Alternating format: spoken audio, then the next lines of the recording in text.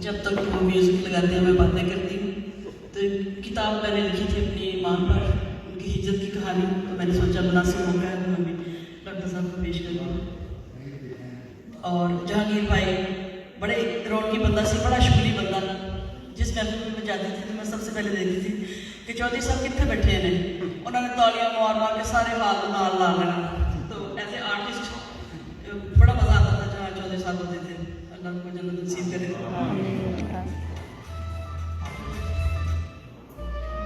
हाँ ये बात है, ठीक है।